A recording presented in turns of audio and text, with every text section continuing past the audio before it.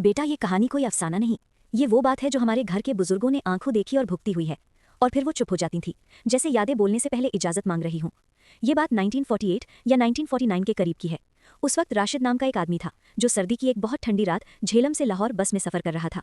रात घनी थी, धुंध इतनी कि आगे का रास्ता दिखाई नहीं देता था। बस के अंदर लोग चुप थे, सिर्फ इंजन की आवाज़ थी और सांसों की भाप। अचानक बस जंगल के बीच रुक गई। ड्राइवर ने कहा, आगे सड़क पर आग जल रही है। सब लोग घबरा गए। इस वक्त इस जगह आग का होना किसी भी तरह नॉर्मल नहीं था। राशिद कुछ जवानों के साथ बस से नीचे उतरा ताकि देख सके कि मामला क्या है। जैसे जैसे वो आग के करीब गए, उन सबको महसूस हुआ कि किसी ने उनकी गर्दन जोर से जकड़ ली हो। सांस अंदर जा ही नहीं रही थी, सीने पर बोझ था। कुछ जवान वहीं गिर गए बेहोश, कुछ घबराकर भागते हुए बस की तरफ वापस चले गए। राशिद भी गिरने वाला था, मगर उसने हिम्मत करके आयतुल कुर्सी पढ़नी शुरू की। उसके साथ एक और आदमी भी दुआ पढ़ने लगा। जैसे ही दुआ जुबान से निकली, वो घुटन धीरे धीरे कम होने लगी। आग भी पीछे हटने लगी, जैसे कमजोर हो रही हो। मगर बेटा, ये चीज यहीं खत्म नहीं हुई। आग दोबारा भड़क उठी और इस दफा उसके गिर्द काली साया जैसी शक्लें नजर आने लगी, और वो हंस रही थीं। ऐसी हंसी जो इंसान के दिल को चीर कर रख दे।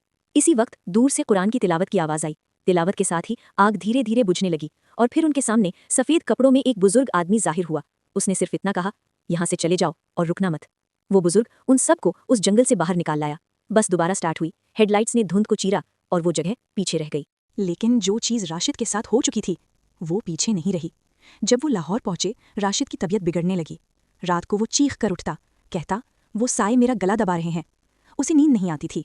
आंखों के आगे हर वक्त अंधेरा और साए होते। घर वालों ने दम भी करवाया, दुआ भी करवाई। एक बुजुर्ग ने देखकर कहा, इस आदमी पर बहुत भारी चीज़ आ गई है। धीरे धीरे वो साए घर के दूसरे लोगों को भी दिखाई देने लगे, दीवारों पर, कमरों के कोनों में, रात के अंधेरे में।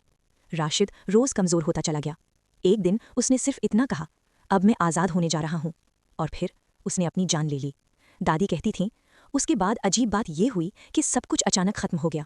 ना कोई साया, ना कोई आवाज़, ना कोई डर। और दादी हमेशा ये कहकर बात ख़त्म करती थीं, कुछ चीज़ें ज़िंदगी भर पीछा करती हैं, और कुछ सफ़र इंसान जिंदा रहकर भी पूरे नहीं कर पाता।